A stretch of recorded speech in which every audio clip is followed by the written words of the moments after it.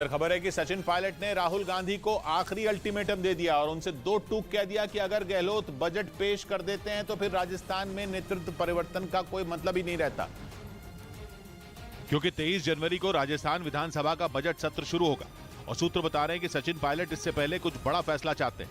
उनके दबाव का असर कांग्रेस नेताओं के बयान पर नजर भी आया। जो रास्ता खड़गे जी, संधावा जी और सभी नेता ढूंढ निकालेंगे वो कांग्रेस को मजबूत करेगा राजस्थान में। सचिन पायलट के राहुल को अल्टीमेटम देने की खबर सूत्रों ने दी, लेकिन ये तो सबको पता है कि पायलट आला कमान के भरोसे बैठे हैं और अब तक उनके हाथ खाली हैं। माना जा रहा है कि इसी वजह से उनका सब्र जवाब दे गया, जिसने राहुल के सामने राजस्थान में पार्टी को जोड़े रखने की चुनौती खड़ी कर दी और बीजेपी के लिए आगे की राह आसान कर दी, क्योंकि पायलट की नाराजगी कांग्रेस को भारी पड़ सकती है।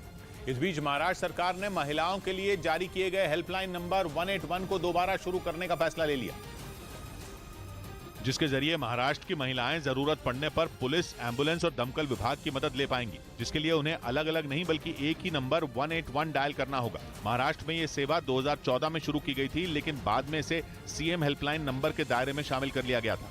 उधर खबर है कि पुतिन एक मीटिंग के दौरान अपने देश के उप प्रधानमंत्री पर भड़क गए।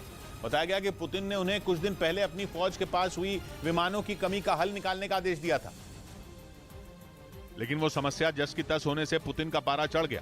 वीडियो कॉन्फ्रेंसिंग के जरिए हो रही इस मीटिंग के दौरान जब रूस के डिप्टी पीएम ने अपनी तरफ से सफाई दी तो पुतिन ने उन्हें सबके सामने लताड़ दिया।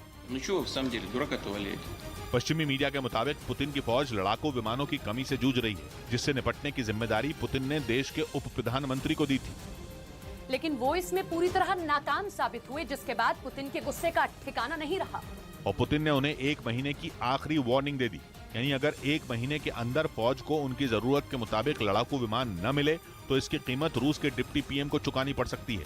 इधर एक्टर तुनिशा शर्मा की आत्महत्या के मामले में आरोपी शिजान की मां पर भी सवाल उठने लगे।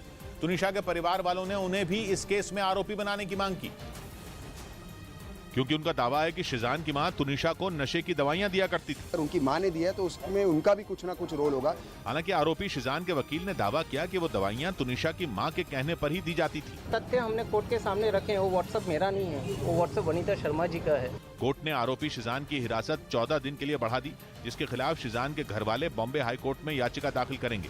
उधर खबर है कि रूस की तरफ से मिल रही धमकियों के बाद ब्रिटेन ने इजरायल से रक्षा उपकरण की एक बड़ी डील कर ली। वो इजरायल से खुफिया जानकारी जुटाने वाला आधुनिक ड्रोन खरीदने वाला है, जिसका नाम है मैग्नी एक्स। जानकारी के मुताबिक इसका वजन महज 2 किलो है। यही वजह है कि इजरायल के इस ड्रोन को कहीं से भी लॉन्च किया जा सकता है, जो अपनी सतह से सीधे ऊपर की तरफ उड़ान भरता है और दुश्मन के ठिकानों की 3D इमेज मुहैया कराने की ताकत रखता है। इसके अलावा ये ड्रोन दुश्मन के रडार सिस्टम को आसानी से चकमा दे सकता है। ऐसा इसलिए क्योंकि ये ड्रोन बहुत कम ऊंचाई पर उड़ान भरते हुए दुश्मन के इलाके में दाखिल हो सकता है। इजरायल का दावा है कि एक बार पूरी तरह से चार्ज होने के बाद ये 1 घंटे तक बगैर रुके उड़ सकता है। यही वजह है कि ब्रिटेन इसे इजरायल से खरीदने के लिए राजी हुआ, जिसकी खेप उसे इस साल जुलाई तक हासिल हो जाएगी।